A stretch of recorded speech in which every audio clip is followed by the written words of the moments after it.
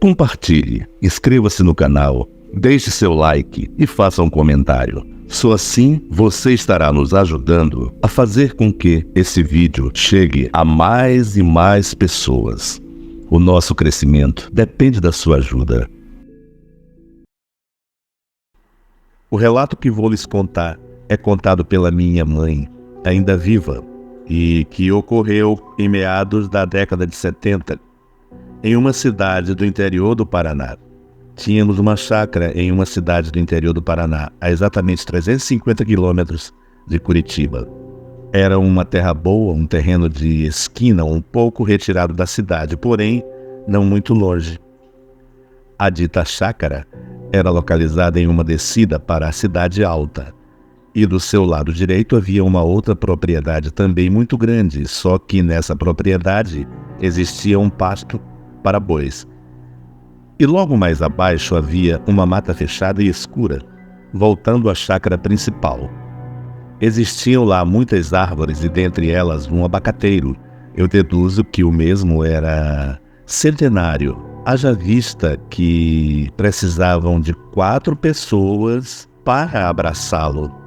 Os seus frutos eram de um doce extraordinário. Tanto é que vinham pessoas de Curitiba apanhá-los na época da colheita. À noite, parecia que aquela terra era mais escura do que o normal. Os bichos noturnos de vez em quando paravam com a sua sinfonia, assim do nada, para algum tempo depois voltarem a cantar e assim por diante. Ouvíamos histórias um tanto descabidas na época. Éramos crianças, de 8 a 10 anos, e jamais imaginávamos que aquilo iria nos acontecer. Lembro-me como se fosse ontem, era um final de ano, e toda a família se reuniu naquela ocasião para passarmos as férias na chácara. Estávamos em 15 pessoas, e dessas 15, 6 eram crianças, inclusive este que subscreve. Na primeira noite, dormimos todos amontoados em uma sala grande que a casa possuía. Até aí, tudo normal. No outro dia, começamos a dar ouvidos a histórias do povo que naquela cidade moravam. História de visagens, assombrações, lobisomens, fantasmas e uma tal mulher de branco que aparecia no abacateiro. Não sabíamos ao certo se eles queriam nos assustar, como, por exemplo, botar medo no pessoal da cidade, haja visto que no interior eles têm esse costume de assustar as pessoas com histórias assim. Ou será que não? Na noite do segundo dia, já estávamos todos habituados com o local e o lugar, porém, quanto mais a noite adentrava, alguma coisa por dentro de nós nos apertava, como se alguma coisa fosse acontecer com algum de nós. No terceiro dia, ouvimos uma história de que poderia ter algum fundamento. Na propriedade em frente à nossa chácara havia aquela mata escura da qual lhes falei em certa ocasião. Alguém estava limpando parte daquele terreno e caiu em um despenhadeiro e seu corpo nunca mais foi localizado. Dizem os moradores da região que em certas noites ouvem os gritos alucinantes de alguém caindo de uma altura muito grande e depois pedir socorro. Não sei até hoje se foi fruto da nossa imaginação. Crianças têm a mente fértil, pois eram altas horas da noite e todos os que estavam na chácara, inclusive os adultos, minha mãe e meu falecido pai, ouviram gritos de agonia e desesperos e pedidos de socorro vindo do lado da mata, fechada e escura. No outro dia, comentando entre nós o ocorrido, todos foram unânimes em dizer que ouviam os gritos e os pedidos de socorro. Cabe ao ouvinte deduzir se foi fruto de 15 mentes atuantes em um mesmo local ou se realmente foi uma alma penada pedindo ajuda. O outro fato a seguir é também relacionado com a chácara. Um dos meus tios, até hoje já falecido, e que se chamava Mário. Era uma espécie de feitor da chácara, pois morávamos em Curitiba e ele naquela cidade, e cuidava da dita chácara. Certa feita foi tratar de um porco que lá existia. Era mais ou menos 5h30, perto das 6 horas da tarde. Foi quando ele adentrou na mangueira, pois tinha que obrigatoriamente passar perto do abacateiro. Foi quando ele se deu conta e estava lá a famosa mulher de branco, dando a volta no abacateiro. Deu 4 voltas em redor da árvore e desapareceu como se quisesse ser vista.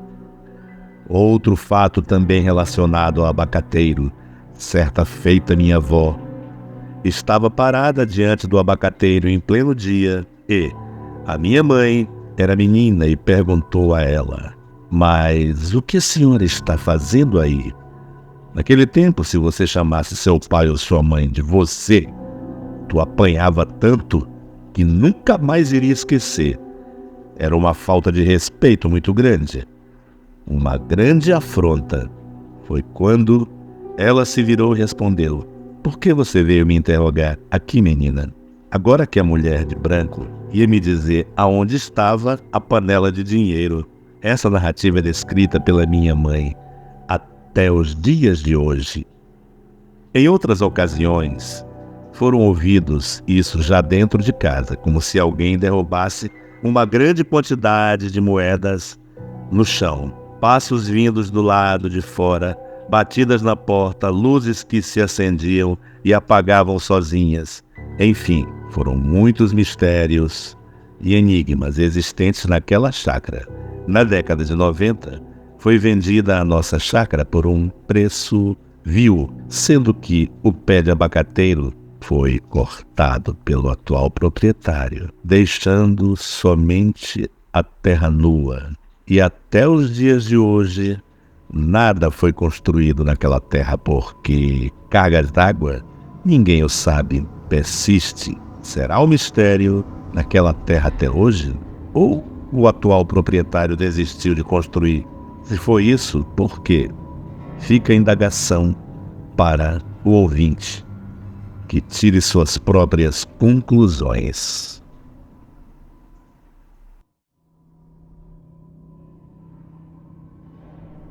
O que eu vou contar para vocês aconteceu comigo e mais 2 amigos meus nesse fim de semana passado. Moro na cidade de Anápolis, Goiás, e por aqui quase não se ouve falar de coisas sobrenaturais, sendo que eu era cético a respeito disso. Até algo acontecer comigo e meus amigos. Nós temos um canal de humor no YouTube e então procuramos fazendas e chácaras para gravar nossos vídeos. Muitas vezes saímos no meu carro ou no carro do Alexandre. Foi ele que presenciou o ocorrido. Naquele dia, fomos no meu carro e levei minha esposa e meus filhos também. Tudo ia tranquilamente, mas quando estávamos voltando, o carro começou a apresentar problemas mecânicos. Não tinha força nas subidas e, em seguida, ele simplesmente travou o motor. Não ligava mais, nem saía mais do lugar. Estávamos a mais ou menos 15 quilômetros de casa, em uma estrada deserta, existindo apenas algumas casas próximas ao local onde o carro estragou. Fiquei muito irritado com o que aconteceu. Por sorte, lá pegava telefone celular, meio ruim de sinal, mas pegava. Liguei para minha prima buscar minha esposa e os meus filhos, sendo que os meus amigos também quiseram ir, mas ela não quis levá-los. Isso já era 17h30 da tarde e tínhamos que andar muito ainda. Então, começamos a andar, fomos conversando e brincando para não ter que pensar na distância. E a noite logo foi chegando, e pior que era lua nova e estava bastante escuro. Nós tínhamos andado cerca de 8 quilômetros e precisamos passar por uma encruzilhada. E lá tinha algumas cruzes enterradas. E também havia um tipo de casinha de pontos de ônibus. Muitos anos atrás passava ônibus por ali. Eu estava no meio, o Alexandre no canto do barranco e o outro do meu lado esquerdo. Quando estávamos quase chegando na encruzilhada, o Alexandre começou a ir na direção do meio da estrada e eu estranhei a atitude dele. "O que foi, Alexandre?" perguntei para ele, mas ele não me respondeu. Apenas começou a andar mais depressa e a olhar para trás. Perguntei novamente. Ao ligar a lanterna do celular, pude ver que ele estava pálido e passando muito mal e bastante assustado. Quando ele apontou com a mão para a casinha do ponto de ônibus na encruzilhada, ele falou trêmulo: "Tem um menino sentado debaixo da casinha." Pensei que fosse brincadeira dele para nos assustar, mas ao ver o estado dele e do jeito que ele falou, senti minha espinha gelar. Arrepiei até os últimos cabelos da cabeça, e nosso outro amigo iluminou com a lanterna do celular, mas não havia ninguém lá. Pudemos ver 2 cruzes, e uma delas era mesmo de uma criança. Saímos mais apressado do que nunca do lugar. Tivemos que jogar um pouco de água no rosto de Alexandre e ele começou a querer desmaiar, mas logo foi se recuperando. Ele não quis mais ir no canto do barranco, de jeito nenhum. E logo apressamos mais o passo e chegamos em casa. Até hoje ele diz que está assombrado com o que viu. Fui falar com minha avó a respeito do acontecido, e ela disse que aquela encruzilhada é realmente assombrada e que muitos presenciam o que Alexandre viu. De uma coisa eu tenho certeza: não passo mais, nunca, por ali, e principalmente à noite.